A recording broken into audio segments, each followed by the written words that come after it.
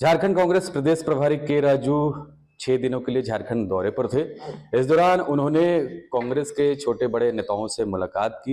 एक मंथन का दौर चला, लेकिन इस मंथन में निकला क्या, हम समझेंगे, जानेंगे। हमारे साथ प्रदेश प्रवक्ता सोनाल शांति जी हैं। सर, मंथन का दौर चला, के राजू प्रभारी जी आए थे, 5 साल का रोड मैप भी तैयार हुआ है और 100 दिनों का टास्क दिया गया, क्या कुछ रहा?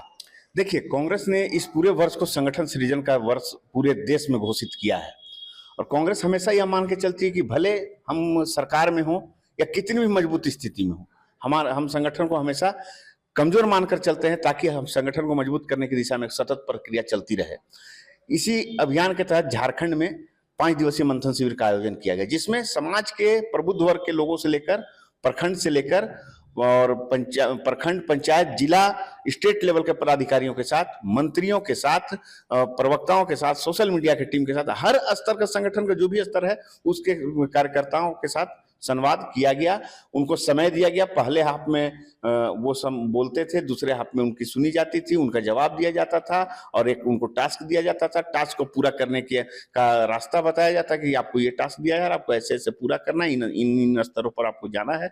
तो ये पूरे मंथन शिविर से एक चीज निकल के है कि अगले 100 दिनों का टास्क पूरे झारखंड में हर कांग्रेसी के पास है कि संगठन के सृजन के लिए नीचे से लेकर ऊपर तक आपको किस तरह से कार्य करना है आगे चलकर।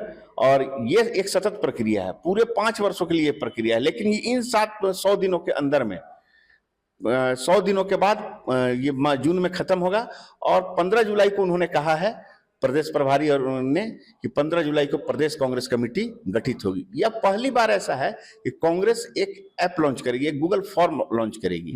यह भी मंथन शिविर में स्पष्ट कर दिया गया है कि पहली बार जो जिस पद के लिए प्रदेश कांग्रेस कमेटी में अपने आप को जिस स्तर पर सक्षम समझते हैं कि हमको काम करना है, सचिव स्तर पर, महासचिव स्तर पर या मीडिया कमेटी टीम में या किसी अन्य स्तर पर, तो वो उस गूगल फॉर्म में अपना पूरा बायोडाटा और पद का नाम, जिस पद के लिए इच्छुक है, सारा का सारा चीज वो गूगल फॉर्म में भर के जमा करेंगे और वो प्रभारी महोदय के पास रहेगा। और इन 100 दिनों के अंदर में उनके सारे कार्यों की, गतिविधियों की मॉनिटरिंग होगी, उनको एनालाइज किया जाएगा। वो किस स्तर पर एनालाइज करेंगे, कैसे करेंगे, ये सब हमारे प्रदेश प्रभारी वो जानेंगे। उन्होंने इसके मायने क्या निकाले जाए? इसके मायने ये निकाले जाए कि प्रखंड से और पंचायत से लेके और प्रदेश स्तर तक के हर कार्यकर्ताओं को टास्क दिया गया है, वो अपने कार्यों के प्रति उत्तरदायी हैं और वो अपनी जिम्मेवारियों का निर्वहन किस तरह से कर रहे हैं और वो किस स्तर पर आके कार्य करना चाहते हैं। इन दोनों का तुलनात्मक अध्ययन किया जाएगा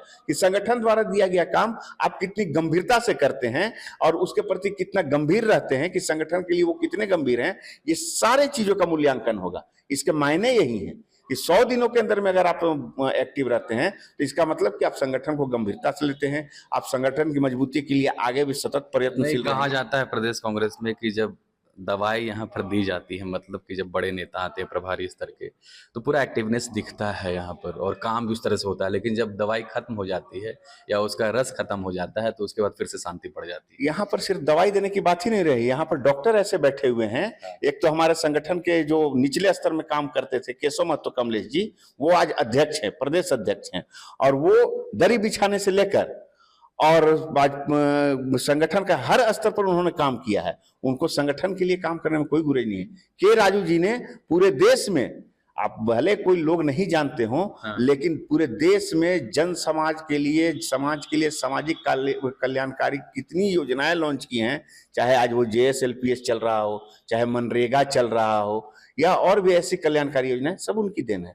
संगठन को ही उन्होंने मजबूत किया। तो यहाँ पर अब दवाई नहीं दिया जा रहा, दवाई तो टास्क के रूप में दिया गया, लेकिन डॉक्टर यहाँ पर बैठे रहेंगे बराबर, उसकी भी व्यवस्था उन्होंने कर दी है। स्पष्ट रूप से कह दिया है कि यहाँ पर एक कनेक्ट सेंटर की शुरुआत हो चुकी है और वो कनेक्ट सेंटर पूरे 5 वर्षों तक काम करेगा। 15 अप्रैल को लॉन्च होगा, 15 अप्रैल को एक ऐप लॉन्च होगा कांग्रेस का, उसमें पूरे हर दिन की गतिविधियां उसमें लोगों को डालनी है और उसका मूल्यांकन प्रतिदिन होगा और वो उसमें PCC का कहीं कोई रोल नहीं होगा, वो डायरेक्ट AICC से जुड़ा हुआ रहेगा। अच्छा, अब ये बताइए कि जो यहाँ पर जनता दरबार लगता था, मंत्री लोग लगाते थे, आप जिस तरह से बात कर रहे हैं कांग्रेस के लिए, कहाँ ये तो धरा का धरा रह गया?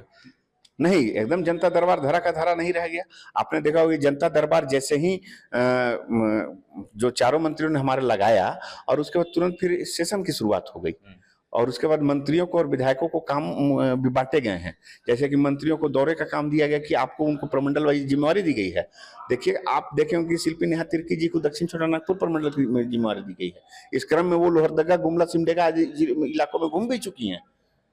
तो वो भी काम है। जनता दरबार भी लगाना है, उनको प्रमंडल में भी जाना है संगठन की ओर से।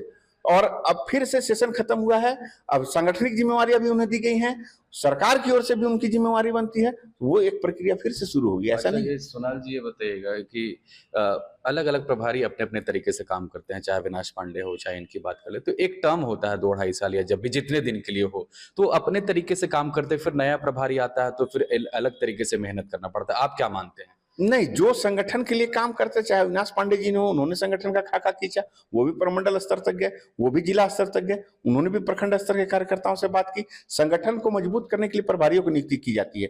वो पहले से ही जब कोई किसी नए प्रभारी की नियुक्ति होती है तो वो प्रभारी आपस में विचार विमर्श करते हैं। ऐसा नहीं कि अगर किसी प्रभारी को किसी दूसरे राज्य का प्रभार सौंपा गया वो सतत ऐसे ही आ जाता है। वो पहले प्रभारी से बात करता है, प्रदेश अध्यक्ष से बात करता है कि इसके हमारे पहले के प्रभारी ने किस तरह से संगठन की मजबूती की दिशा में काम करना शुरू किया था। अगर उसमें कहीं कोई बदलाव की थोड़ी बहुत चेंजेज की बात होती है वो करते हैं। वो हाँ, ये तो है कि हर एक का तरीका अलग अलग होता है, उसमें वो चेंजेज करते हैं, अपने हिसाब से भी थोड़ा करते हैं, मजबूती की ओर ले जाते हैं, फिर उसको भी शामिल करते हैं। तो वो एक सतत प्रक्रिया संगठन में होती है। यह सिर्फ कांग्रेस में ही नहीं है, ये लगभग हर दल में है। तो ऐसा नहीं है। एक आखिरी सवाल लेंगे, स्लीपर सेल को लेकर भी कुछ बातचीत हुई क्या इस दौरान? वहाँ स्लीपर सेल को लेकर हमेशा से बातचीत हो रही है। स्लीपर सेल का मतलब है कि जो कांग्रेस में पार्टी में रहकर जो काम नहीं कर रहा है, जो सोया हुआ है, जो काम ही नहीं कर रहा है, और जो पार्टी में रहकर भी पार्टी उम्मीदवारों के लिए चुनाव के दौरान में काम नहीं किया, वो स्लीपर सेल। उनकी पहचान आज से नहीं की जा रही है, पहले सबकी बातें सुनी गई हैं। गुलाम मोहम्मद मीर साहब प्रभारी थे, उन्होंने भी स्पष्ट रूप से कहा था कि पहचान की जा रही है और लोगों की बातें सुनी जा रही है। निकला क्या कोई? अभी फिलहाल ऐसी कोई बात नहीं। देखिए, वो तुरंत अनायास नहीं किया जाता है। पहले प्रखंड स्तर के कार्यकर्ताओं से के राजू जी ने बात किया है, उसके बाद जिलाध्यक्षों से बात किया, अभी कुछ दिन पहले में जो मंथन शिविर में जिलाध्यक्षों से बात किया, उसके बाद चुनाव में रहे, लोकसभा चुनाव और विधानसभा चुनाव में जो प्रत्याशी हार चुके हैं, जो वर्तमान में विधायक और सांसद हैं उनसे नहीं, जो प्रत्याशी हार चुके हैं उनकी अलग बैठक कल पहले सत्र में हुई है, उनकी भी बातें सुनी गई। जब सारे लोगों की बातों को सुनकर तब एक निष्कर्ष, मूल्यांकन करके निष्कर्ष निकाला जाएगा। ये प्रभारी जी सुन चुके हैं, देख चुके हैं, कर चुके हैं, अब वो मूल्यांकन करेंगे कि किस स्तर पर हमें काम। चलिए, बहुत बहुत धन्यवाद। ये थे हमारे साथ सोनाल शांति। और जिस तरह से मैं बता रहा था कि प्रदेश प्रभारी झारखंड दौरे पर थे और कहीं ना कहीं मंथन का जो दौर चला, ऐसे आप समझ सकते हैं कि कांग्रेस में एक जड़ी बूटी देने की भी काम हुई है।